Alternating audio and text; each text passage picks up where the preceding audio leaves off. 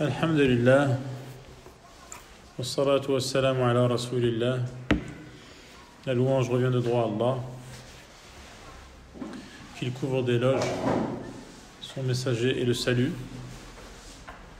Amma ba'd. Marhaban bikum jami'an, bienvenue à tous.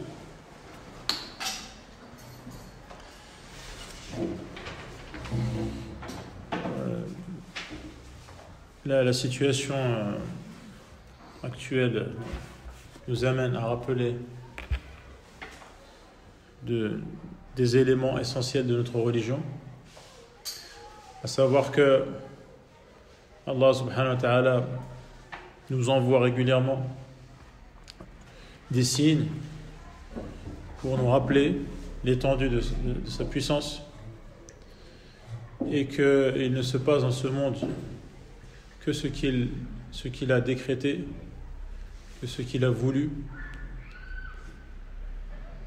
ce qu'il a écrit, et que personne n'est à l'abri de son pouvoir, et qu'il est le seul à connaître réellement quelles sont ses armées.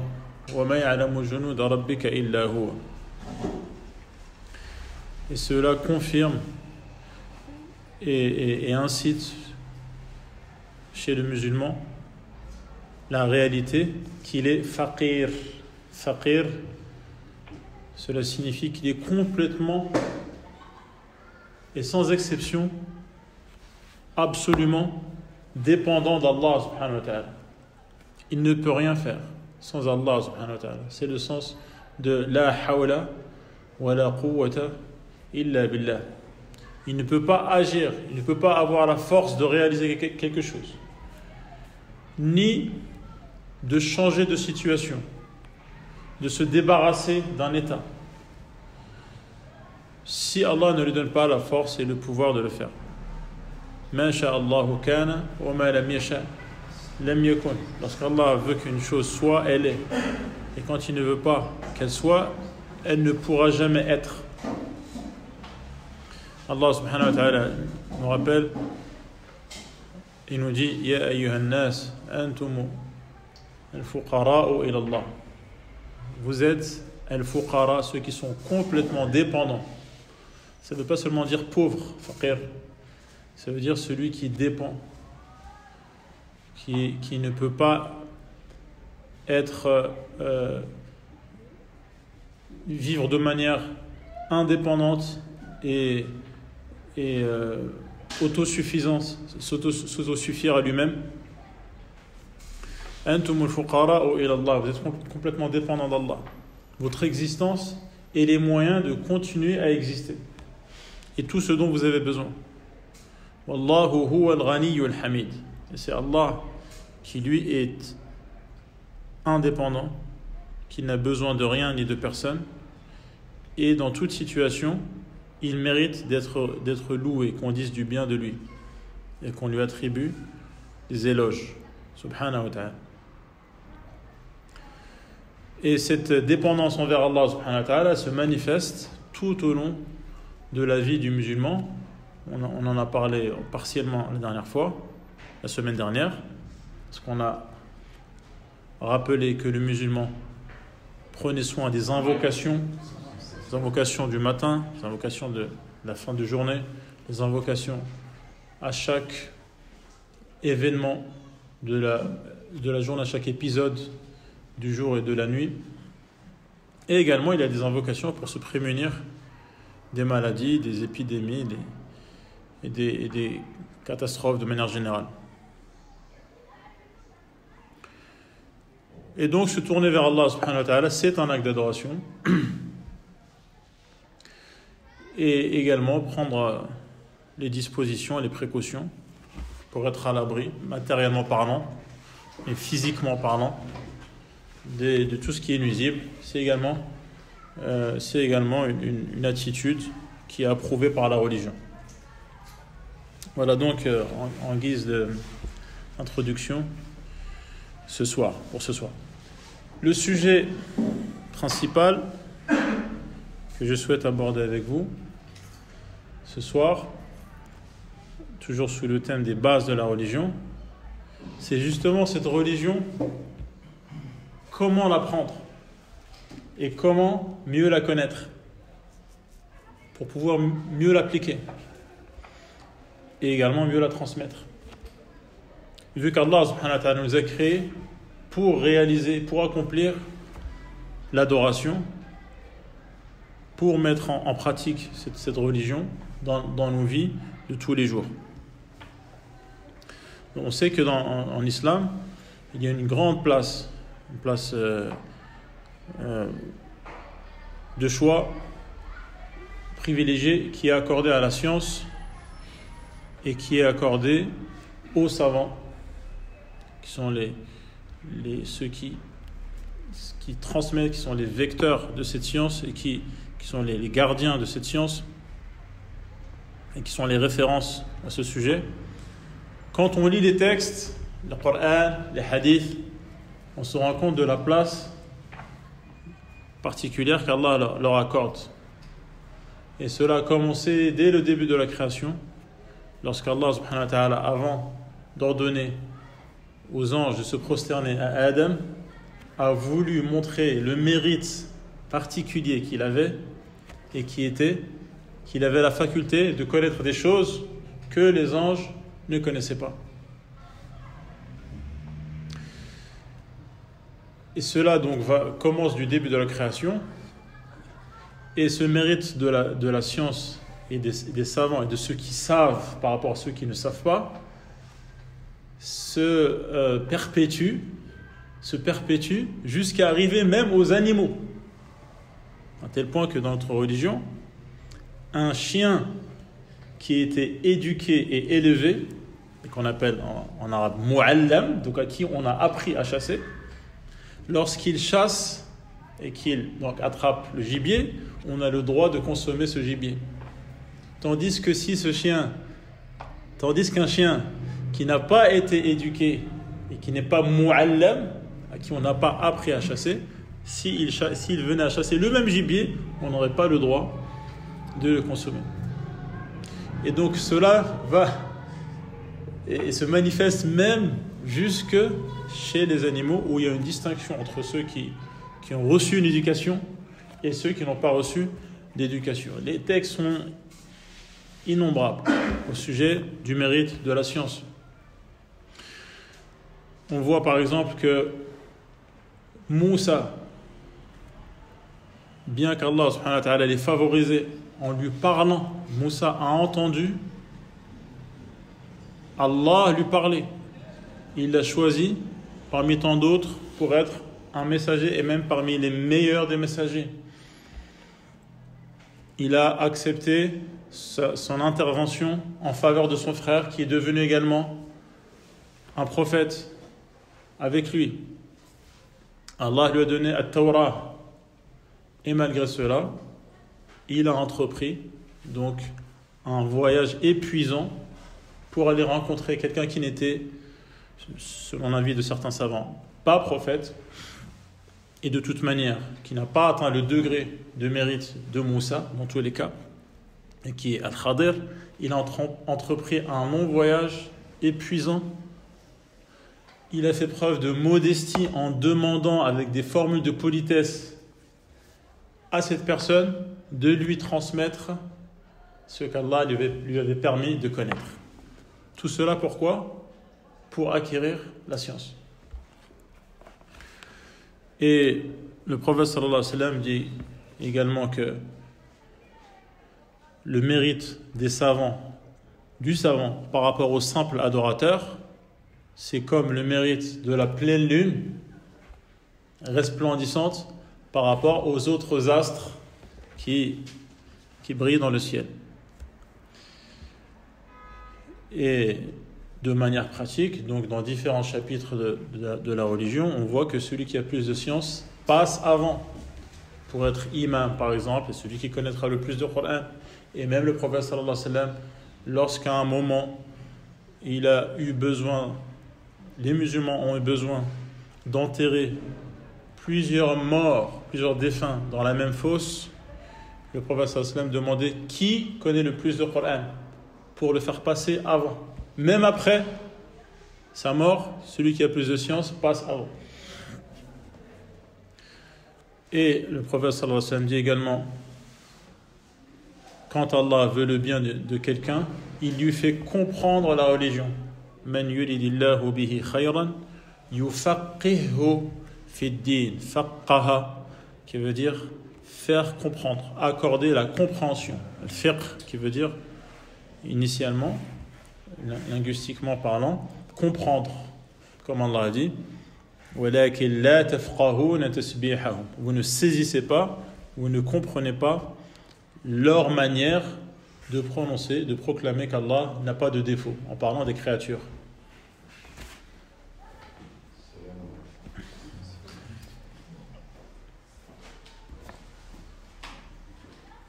Et donc le mérite des savants, le mérite de la science, et on trouve cela disséminé dans les différents textes.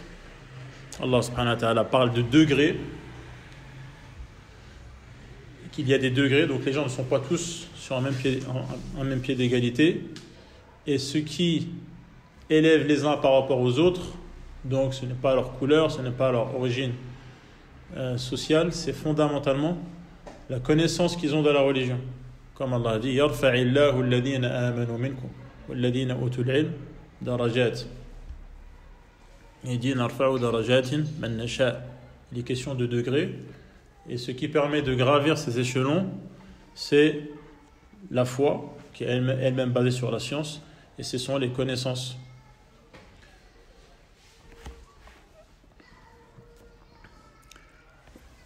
Alors, comment on fait pour mieux comprendre pour notre religion? Comment on fait pour étoffer nos connaissances? Comment on fait pour passer du degré d'ignorant au degré de savant?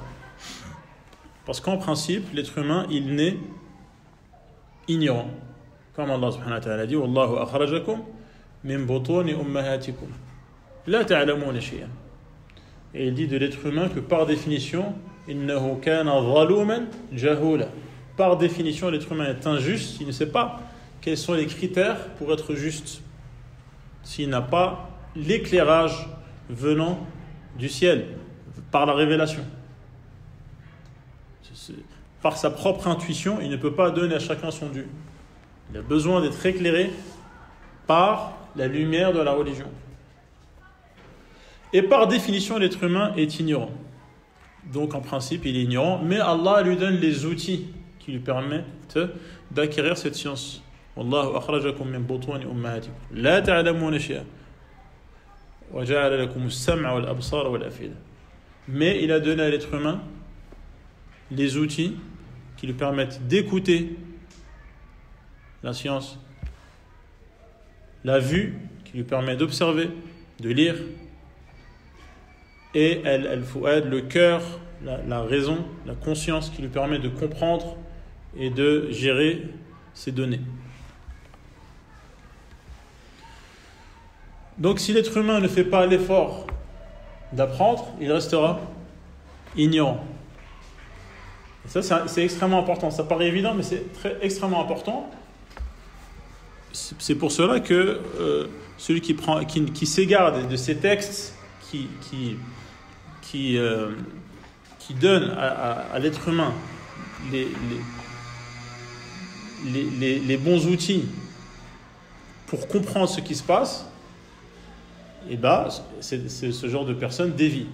Une personne qui ne se base pas sur les textes concernant la science et comment acquérir la science. On entend par exemple certaines tendances dans l'islam qui disent il suffit de sortir avec nous. Si tu sors avec nous, donc, et tu accomplis des tournées avec nous, et tu parles de l'islam, tu vas acquérir la science.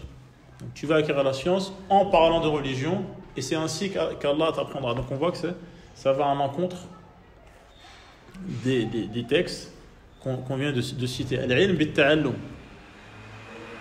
Et Allah subhanahu wa ta'ala dit وما كان المؤمنون لينفروا كافة فلولا نفر من كل فرقة منهم طائفة ليتفقهوا في الدين وَلِيُنذِرُوا قَوْمَهُمْ إِذَا رَجَعُوا إِلَيْهِمْ لَعَلَّهُمْ يَحْذَرُونَ. Donc il parle bien d'une partie des musulmans qui sont incités à prendre l'initiative d'aller chercher cette science. C'est pour ça qu'on dit en arabe talabul ilm.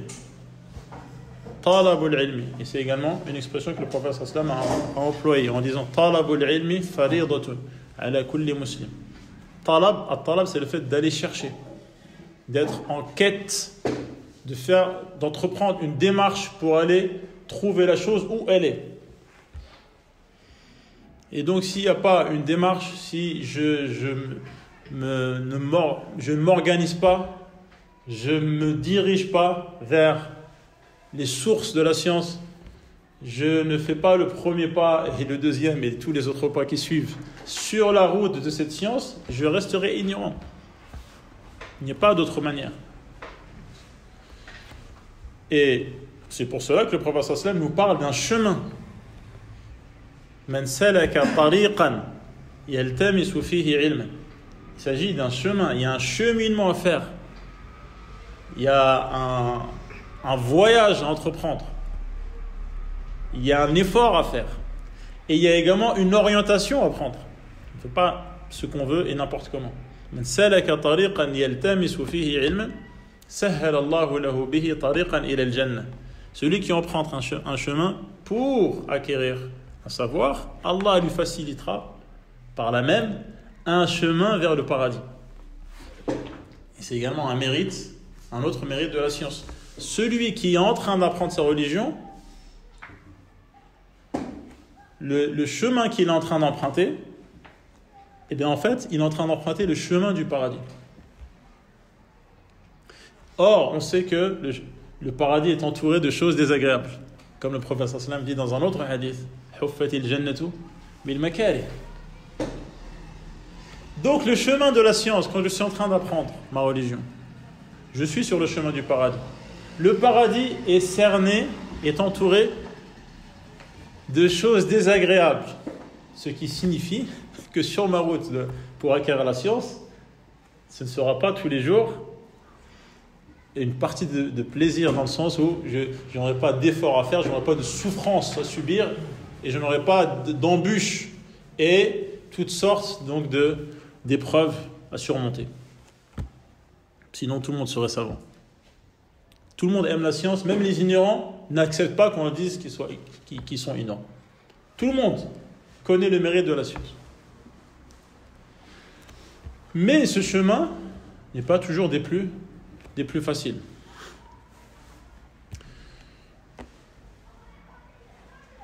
Et donc cette science, il faut aller la chercher. Il faut aller la chercher chez ceux qui la possèdent. Cette science, elle est au départ détenue parmi les êtres humains par le prophète Mohammed sallallahu alayhi wa sallam. Le premier des savants, le plus grand des savants, c'est le prophète Mohammed sallallahu alayhi wa sallam qui a reçu la science, comme Allah lui dit. Ba'dama ja'aka min al-ilmi. Quand Allah subhanahu wa ta'ala parle de la science dans le Coran, quand il s'adresse à son prophète, il lui dit qu'il lui a accordé al-ilm.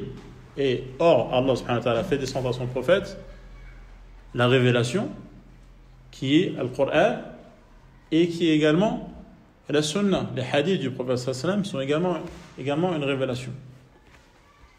Donc Allah subhanahu wa ta'ala dit à son prophète qu'il lui a donné al-ilm, la science. Or, il lui a donné le Coran et la sunna. Donc la science, c'est le Coran et la sunna. Donc ça, c'est un point extrêmement important.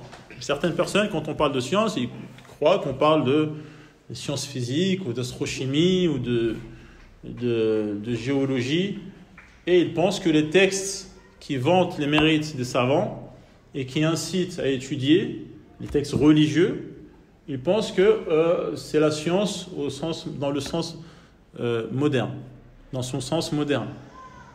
Non. Quand on parle de la science, quand Allah parle de la science dans le Coran, quand le prophète sallallahu alayhi wa sallam parle de la science et des savants dans la sunna, on parle de la science que le prophète sallallahu alayhi wa sallam a reçue et qui est celle qui permet de connaître Allah subhanahu wa ta'ala, sa religion, et ce qu'il a réservé à ceux qui lui obéissent, et à ceux qui lui désobéissent. Qui est Allah? Qui est sa religion?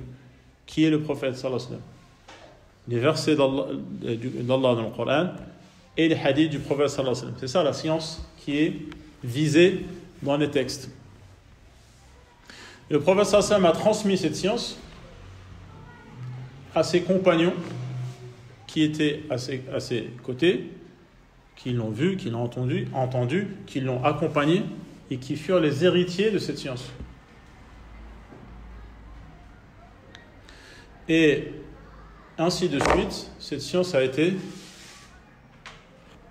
transmise de génération en génération jusqu'à aujourd'hui. Et c'est pour cela que le prophète sallallahu alayhi wa sallam dit Inna Allah la yantazi'u hadha al-ilm intiza'an min sudur ar-rijal.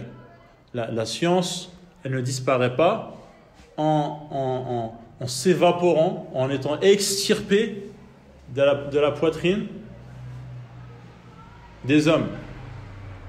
Non, la science, elle disparaît par la disparition des savants. Par la disparition des savants. Donc ce sont les savants qui sont les dépositaires, les récipients de cette science qu'ils ont reçue de leur maître, qui eux-mêmes les ont reçus de leur maître, et ainsi de suite jusqu'à remonter au prophète Muhammad sallallahu alayhi wa sallam. Et le prophète sallallahu alayhi wa sallam a dit La tazalu ta'ifatun min ummati ala al-haqq la yadurruhum man khalafahum wala man khadalahum hatta yatiya amrullah. Il y aura toujours dans ma communauté une partie qui sera en conformité avec la vérité, qui ne seront nullement inquiétés par ceux qui s'opposent à eux ou ceux qui s'abstiennent de leur prêter main forte et de leur prêter, de les soutenir. Cela ne leur causera aucun tort, jusqu'à ce que le décret d'Allah et l'ordre d'Allah arrive à la fin des temps. Donc moi j'ai envie d'apprendre ma religion. Première des choses que je veux savoir, c'est qui sont ces dépositaires de cette science qui est héritée depuis le prophète sallallahu alayhi wa sallam et de génération en génération jusqu'à aujourd'hui.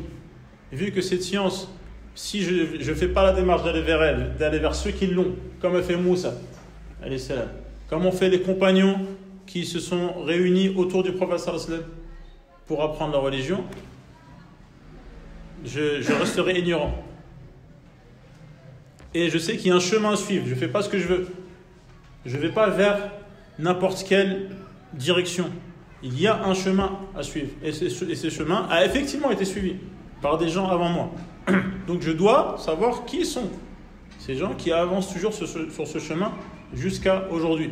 Car le prophète sallallahu alayhi wa sallam a informé que les musulmans allaient se diviser.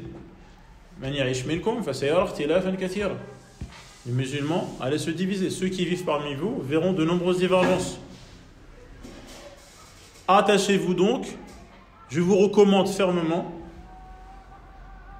de vous attacher à ma voix et à la voix des califes bien guidés, donc notamment Abu Bakr, Omar, Othman, Ali.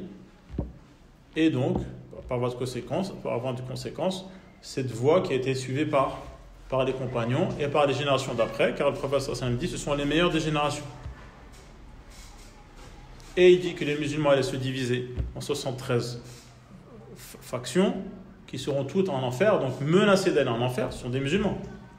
Ils sont menacés d'aller en enfer, vu qu'ils se sont éloignés de la voie du prophète sallallahu alayhi wa sallam, sauf une. Quand ils ont demandé, il a dit ceux qui pratiquent l'islam que je pratique moi et mes compagnons. Donc ça, c'est extrêmement important de savoir. Et donc la science, ça va être ce qu'ont transmis les compagnons et ce qui a été transmis ensuite par leurs élèves et ensuite les élèves de leurs élèves.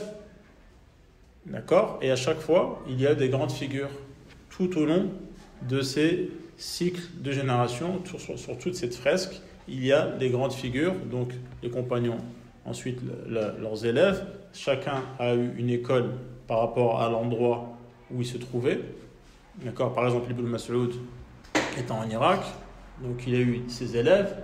D'accord, il y a des compagnons qui étaient au Yémen qui ont eu leurs élèves, et ainsi de suite. Cela s'est perpétué. Et ensuite la génération de, par exemple, Malik, ensuite Shafi'i, Ahmed, Al-Bukhari, Muslim, Abu Daoud, Tirmidhi, Nasa'i, Darimi, et ainsi de suite tout au long des générations, en passant ensuite par l'école d'Ibn Taymiyyah, Ibn al-Qayyim, Al-Dhahabi, Ibn Kathir, Ibn Rajab, et ainsi de suite tout au long de l'histoire, jusqu'aux savants contemporains. Parmi les 4 grands savants contemporains, il y en a bien d'autres, bien plus, mais ceux qui sont vraiment qui ont été vraiment mis en valeur par leur science dans la génération juste avant la nôtre, le Cheikh Ibn Baz, rahimahullah, le Cheikh Al-Uthaymin, le Cheikh Al-Albani, le Cheikh Muqbil, et d'autres également, comme Mohamed Taqiyuddin Al-Hilali, Cheikh Hamad Al-Ansari, et plein d'autres également. Et il y a encore également des savants qui sont contemporains, comme Cheikh Al-Fawzan, par exemple, Cheikh Al-Abbad, et tous les savants qui sont sur cette voie, qui se distinguent notamment par l'attachement au tawhid. Au tawhid, c'est-à-dire à l'unicité d'Allah subhanahu wa ta'ala, et d'appeler les gens et d'insister sur ce point et de mettre en garde contre toutes les formes de polythéisme, quel qu'il soit, et de ne pas être négligent à ce sujet. Également, le fait d'être attaché à la sunna du prophète sallallahu alayhi wa sallam et de ne rien faire passer avant la sunna du prophète sallallahu alayhi wa sallam, d'appeler les gens à suivre la voie et de ne tolérer aucune innovation, et de mettre en garde contre les innovateurs, d'accord, en les citant nommément si le besoin se fait ressentir. Et donc, il se distingue par ce point, par le fait d'appeler à la voie des premiers musulmans. Donc, une fois qu'on sait l'importance de la science, qui détient cette science? Que cette science, elle s'est perpétuée, elle continue à se perpétuer. Qu'il y a une voie à suivre. Qu'est-ce qu'il nous reste à faire? Il nous reste à l'emprunter et il nous reste à savoir de manière pratique comment faire. Premièrement, le fait de poser des questions. De poser des questions, c'est quelque chose d'important dans la religion. Car Allah a dit « Fas'alou ahla dhikri in kuntum la ta'lamun » C'est un ordre. C'est une injonction. Interrogez les gens du rappel, c'est-à-dire les savants, si vous ne savez pas. Donc, le fait de se tourner vers un savant, si on ne sait pas, c'est une obligation religieuse. Et c'est ce que faisaient les compagnons. On retrouve dans le Coran, quand on lit le Coran, yas'alunaka, yas'alunaka, yas'alunaka, à plusieurs reprises. Ils t'interrogent au sujet de ceci, ils t'interrogent au sujet de cela. Donc, pour acquérir la science, une des manières d'acquérir la science, c'est le fait d'interroger les savants. Les savants, donc, qui sont sur cette voie. Il peut y avoir des gens qui ont de la connaissance. Ils ont des connaissances. Mais ils ne sont pas sur cette voie. Donc, il y a la nécessité de distinguer. Et le prophète sallallahu alayhi wa sallam, et Allah subhanahu wa ta'ala, lorsqu'il dit « Fas'alu ahla dhikr », les savants détaillent en disant « Tu dois interroger donc la personne qui, pour toi, a le plus de science. » Et vers lequel tu es apaisé par sa science. Et s'il y a une divergence entre deux avis de deux savants qui sont tous des savants de conscience et de la sunna, c'est de suivre le savant vers lequel tu es le plus apaisé parce que tu considères qu'il a le plus de science et qu'il est celui qui craint le plus Allah subhanahu wa ta'ala. Donc la personne du commun des musulmans, le musulman ordinaire, qui n'est pas un savant, une fois qu'il a interrogé le savant qui considère avoir le plus de science et avoir le plus de crainte d'Allah subhanahu wa ta'ala, il s'est acquitté de son obligation. Il s'est acquitté de l'obligation d'interroger. Donc à partir de là, c'est ce qu'ont fait donc les compagnons, comme on voit dans le Coran. On rapporte notamment d'après Ibn Abbas, on lui a dit comment tu as acquis toute cette science. Il a dit bilisanin sa'ul wa qalbin aqul. Ma langue ne cesse de poser des questions et mon cœur retient bien les réponses.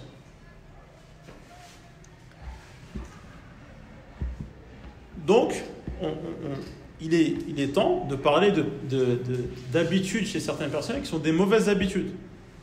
Et les mauvaises habitudes, c'est je crois que, à mon avis, il faut faire cela. Quand on parle de religion, on ne donne pas son avis. La religion, c'est une révélation qui vient de la part d'Allah subhanahu wa ta'ala. On ne dit pas moi je crois que, il me semble que, je pense que. Première chose.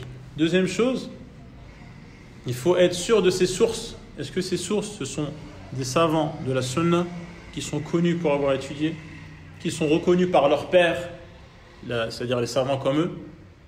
Il est connu, on sait qu'il a étudié, on sait qu'il est digne de confiance, on sait qu'il fait attention à ce qu'il transmet. Il faut être sûr de ses sources. Moi, j'ai entendu dire que, ça ne marche pas. J'ai entendu dire que un tel m'a dit, c'est qui un tel? On ne sait pas. J'ai lu quelque part où? Il faut être sûr de ses sources. Car lorsqu'on parle au sujet de la religion, il y a une grande responsabilité. C'est pour cela qu'Allah subhanahu wa ta'ala dit وَلَا تَقْفُ مَا لَيْسَ لَكَ بِهِ عِلْمٍ. Ne suis pas tout élément au sujet duquel tu n'as pas de science, c'est-à-dire de science certaine. Tu n'as pas de certitude.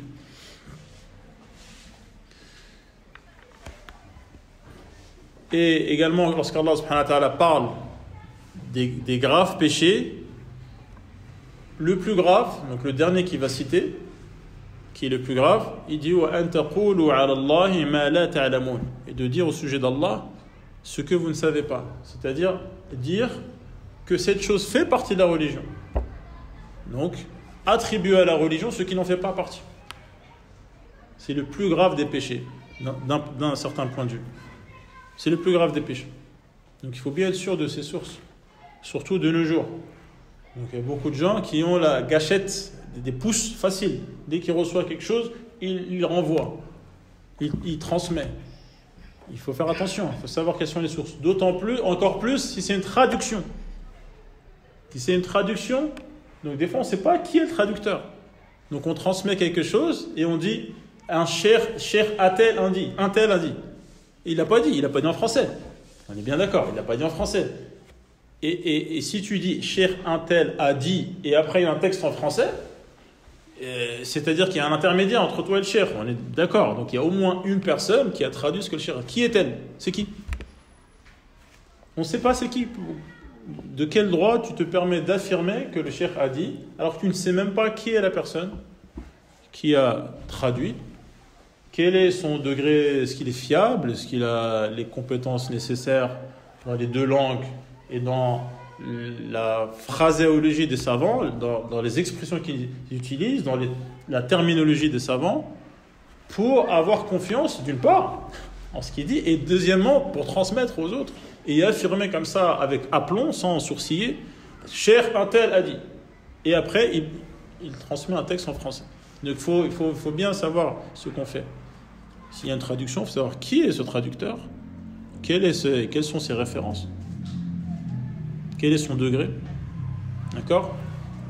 Et il faut savoir, par exemple, moi personnellement, une fois j'ai vu une traduction en français. Quand j'ai creusé un petit peu, en fait, c'était la traduction d'une traduction en anglais. Vous imaginez? Donc, et c'était d'un texte de Cheikh Al-Albani. Et il y avait une erreur en anglais qui est passée en français. Et après, on va avoir un lecteur ordinaire qui va dire Cheikh Al-Albani a dit, sans savoir qu'il est en train de transmettre une traduction française d'une traduction anglaise du texte arabe dans laquelle est vénéré en plus. Donc il ne faut pas prendre ces choses à la légère. Savoir de qui on tient la science. Donc se tourner vers les savants, interroger les savants dignes de confiance, c'est une manière d'acquérir la science. Ensuite, pour devenir savant, il y a une manière de faire. Pour s'élever en degré, comme on l'a dit au début, et faire partie de ce cercle d'élite, de l'élite, des héritiers des prophètes.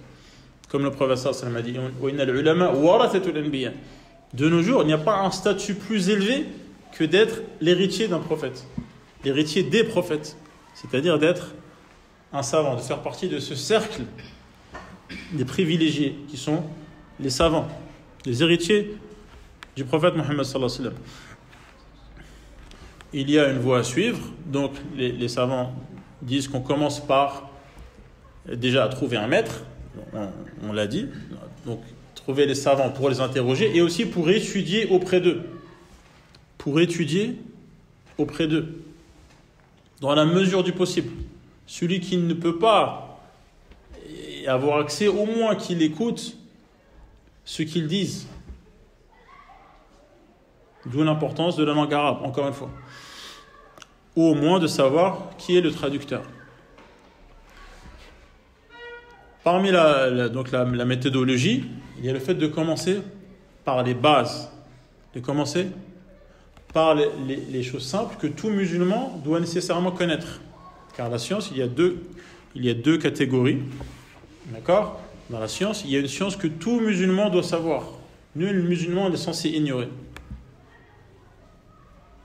Qui est Allah subhanahu wa ta'ala, quelles sont les formes de polythéisme pour ne pas tomber dedans, comment prier et tout ce que cela inclut. Donc, qu'est-ce qui annule les ablutions, comment faire ces ablutions, quand est-ce qu'il faut se laver, quand est-ce qu'il faut juste faire al-wudu, les heures de la prière, le jeûne s'il est concerné par le jeûne, le zakat s'il est concerné par le zakat, le hajj s'il est concerné par le hajj, et savoir le statut religieux, qu'est-ce que dit la religion, de tout ce qu'il est en train d'entreprendre.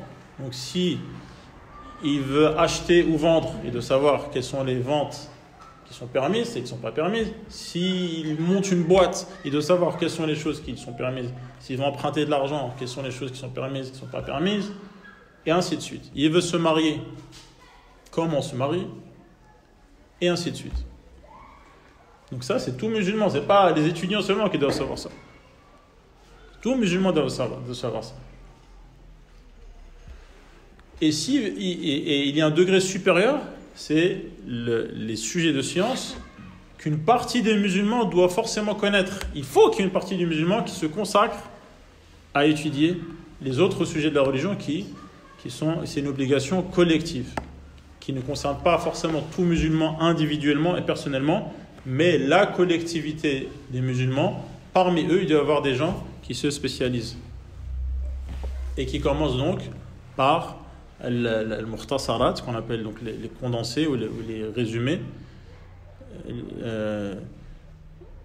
qu'on appelle al-mutun, dans chaque domaine de la science. Et les domaines de la science, il y en a 4 principaux, et tous les autres gravitent autour et sont des aides, des outils, des passerelles qui permettent d'acquérir les 4 domaines principaux, qui sont Al-Qur'an, donc comprendre le Qur'an, les hadiths, comprendre les hadiths, Al-Fiqh, c'est-à-dire donc le droit, les lois qui sont tirées du Qur'an et des hadiths, et Al-Aqida, donc le dogme, les convictions, qui sont tirées également du Qur'an et des hadiths. Ce sont les 4 domaines principaux de la religion. Et les autres disciplines sont des disciplines qui viennent aider l'étudiant à acquérir ces quatre disciplines principales. par exemple la langue arabe, par exemple la sira, la biographie du prophète sallam, usul al-fiqh, les fondements, l'infrastructure du fiqh, sur comment on est arrivé à tirer cette loi de ce texte, usul al-tafsir, les fondements du tafsir, etc. En commençant par al-mutun, donc là c'est la manière classique, et al-mutun, la manière classique c'est de les mémoriser par cœur, et celui qui n'y arrive pas c'est de les répéter tellement que c'est comme si on les connaissait par cœur, d'être familier avec les tournures. Donc le mutun dans l'aqida, par exemple thalathat al-usul, qawa'id al-arba', les 3 fondements, les 4 règles, kitab al-tawhid, muqaddimat al-risala, d'accord, l'amiya qu'on avait étudié il y a à peu près un mois, un peu plus. Donc commencez par les résumer, les condenser. Il ne faut pas se lancer tout de suite dans l'océan de la science sous peine de risquer la noyade. Il faut y aller progressivement, sous les conseils d'un enseignant. Et ensuite, donc arriver par exemple à al-wasitiyya, qui est le résumé donc, de ce qui se trouve disséminé dans les sources des ouvrages qui traitent de la sunna. Al-wasitiyya, al-hamawiyya, al-tadmuriyya, al-tahawiyya. Ça, le hadith, dans les hadiths, les 40 hadiths al-Nawawi qui donnent une vision globale de l'islam. Ensuite, donc, Umdat al-Ahkam, à peu près 500 hadiths qui parlent du fiqh, Bulugh al-Maram, d'accord, Riyad al-Salihin, etc. Donc, progressivement, il y a des étapes qui sont bien connues chez les enseignants. Le fiqh, la manière classique dans le fiqh, c'est d'étudier un madhab.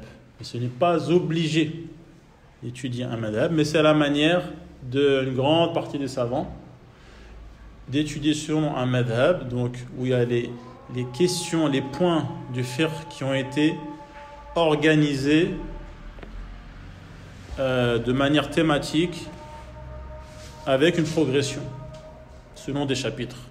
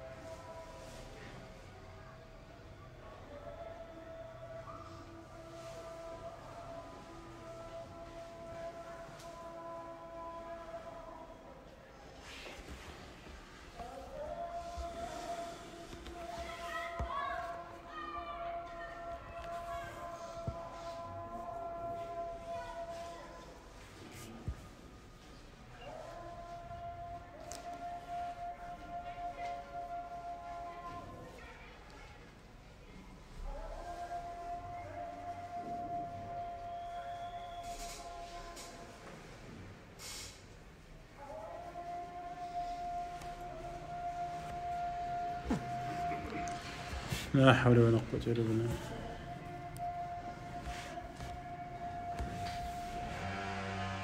لا حول ولا قوة إلا بالله.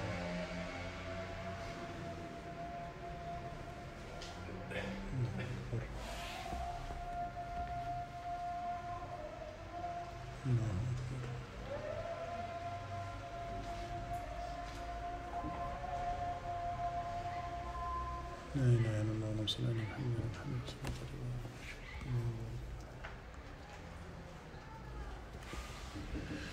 Donc suivre les ouvrages d'un madhab, un madhab donc qui est basé sur les avis qui ont été compilés par les étudiants d'un grand savant connu pour sa bonne compréhension des textes, comme par exemple Abu Hanifa, Malik, Shafi'i, Ahmed. Par exemple, donc ce sont les 4 madhabs qui se sont répandus et se sont installés durablement aux quatre coins du monde musulman.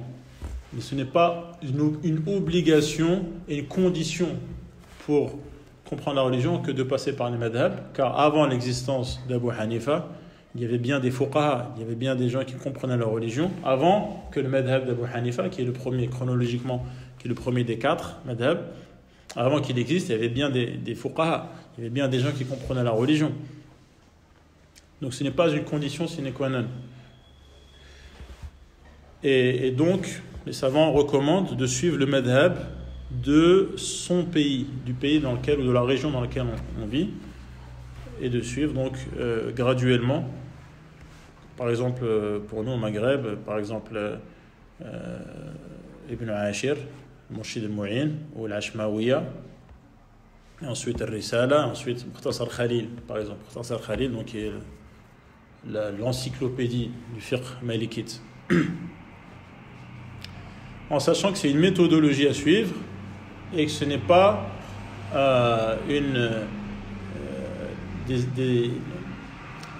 des avis qu'il faut suivre à la lettre lorsqu'on sait pertinemment qu'ils sont en contradiction avec les textes. Ce qui passe avant, ce sont les textes du Coran et des hadiths. On ne pourra pas contredire le Coran ou contredire le hadith en disant non, moi je suis malikite, ou je suis shafi'ite, ou je suis hanbalite. Mais c'est une méthodologie pour acquérir les structures mentales et la manière de réfléchir et d'aborder les sujets qu'avaient les fuqaha, les juristes musulmans au fil des siècles de l'islam. Et beaucoup de grands savants donc, ont commencé par ces madhabs, ensuite ils se sont affranchis du madhab en ayant des avis qui sont parfois à l'encontre du madhab, parce que c'est ce qu'ils ont compris des textes, et ils ont fait passer cela avant le madhab. D'ailleurs, tous les grands savants du madhab interdisaient aux gens de les suivre lorsqu'ils savent qu'ils se sont trompés. D'accord ? Et ils disent tous, ce qui signifie que si le hadith est authentique, eh bien, ils suivraient ce hadith. Et ils disaient bien aux gens que ce sont leurs avis, et il se peut qu'ils changent d'avis. Et que personne ne devait être suivi dans tout ce qu'il dit de manière inconditionnelle et absolue, sauf le prophète Mohammed sallallahu alayhi wa sallam. Et cela ressemble donc à quelqu'un qui cherche la qibla et qui demande aux gens, qui demande à quelqu'un qui connaît bien la route et qui l'emmène jusqu'à la qibla. Et une fois qu'il est devant la qibla et qu'il la voit, il ne va plus suivre cette personne qui l'a mené jusqu'à la qibla. Il la voit devant lui, donc il n'a plus besoin de lui. Voilà, donc je vais terminer en encourageant ma propre personne et mes frères et mes sœurs à étudier. Nous sommes dans une période d'ignorance, de profonde ignorance. Le prophète sallallahu alayhi wa sallam a bien dit qu'à la fin des temps, yurfa'ul ilm, la science sera reprise, c'est-à-dire qu'elle va disparaître petit à petit, progressivement, par la mort des savants, et que l'ignorance sera diffusée. L'ignorance sera diffusée. Et donc, on a une époque où on ne peut plus besoin de savants. On a besoin de plus de savants que de médecins. Les médecins soignent les corps. On a besoin de savants qui soignent les corps et les cœurs. Donc, il faut fournir des efforts. Et on voit que le prophète sallam dit qu'à la fin des temps, l'ignorance se diffuse. Et on voit qu'en même temps, les informations, les datas se diffusent. Ce qui signifie que la science, ce n'est pas les informations. Attention, il faut bien distinguer. Al-ilm, la science, c'est pas connaître beaucoup de choses. Non. C'est savoir qu'est-ce qu'Allah subhanahu wa ta'ala veut de toi. Et avoir le cœur qui est illuminé par la lumière qui vient d'Allah subhanahu wa ta'ala et qui permet de savoir qu'est-ce qui est vrai et qu'est-ce qui n'est pas vrai. C'est ça la science. Ce n'est pas réciter des océans de textes et d'avoir une multitude d'informations comme un espèce de disque dur de cloud. C'est pas ça la science. Et donc cette science, pour résumer, elle est basée sur le Coran et les hadiths. Donc plus la connaissance qu'on a du Coran, notamment en le mémorisant par cœur, en ne cessant de le lire. Les compagnons terminaient le Coran tous les 3 jours, beaucoup tous les 7 jours, certains tous les... Et ensuite, donc, parmi les premiers musulmans, certains terminaient le Coran tous les 5 jours, tous les 10 jours. C'était quelque chose qui n'était pas extraordinaire. Même jusqu'à aujourd'hui, je connais personnellement des gens qui ont terminé le Coran en un jour, exceptionnellement. Ou en 3 jours. C'est pas quelque chose de bizarre. Ça existe. Plus on donne l'importance au Coran et à la compréhension du Coran et au hadith en les mémorisant et en cherchant à en creuser les secrets et les ressources et les trésors, à en percer les significations et à en déterrer les trésors, et plus on aura une compréhension de la religion profonde. Je termine par ce vers de poésie extrêmement célèbre. أخي لن تنال العلم إلا بستة. Tu ne pourras acquérir la science qu'en réunissant 6 qualités. سأنبيك عن تفصيلها ببيان. Que je vais maintenant te détailler. ذكاء, l'intelligence. Et parmi l'intelligence, le fait de savoir par quoi commencer. Donc j'ai donné beaucoup d'indices. ذكاء وحرص. الحرص, c'est la rage, la volonté d'y arriver. Le courage, l'enthousiasme, l'ambition, le feu ardent du désir d'apprendre. Sans ça, il n'y aura pas grand-chose. Tout mettre en œuvre, tout mobiliser pour apprendre.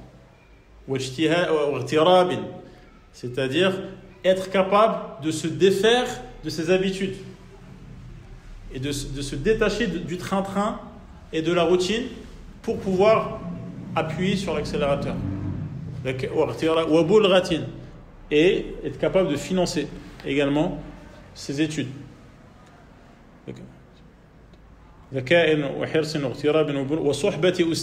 Être en compagnie d'un maître, d'un mentor, de quelqu'un qui va te dire où mettre les pieds et qui va réduire la durée, la distance, parce qu'il sait de quoi il parle. Il va te faire gagner du temps. Et également, il va t'apprendre les bonnes manières. Car sans bonnes manières, il n'y a pas de science. Et il faut du temps. Il faut du temps, il ne faut pas être pressé comme certaines générations, donc il veut tout de suite. Ça ne marche pas. Et tu vas étudier 1 an, je vais devenir savant. Je vais étudier. C'est des décennies. C'est une vie. C'est une vie. Il faut du temps. Il faut pas être pressé. هذا والله أعلم. جزاكم الله خيرا. والسلام عليكم ورحمة الله وبركاته.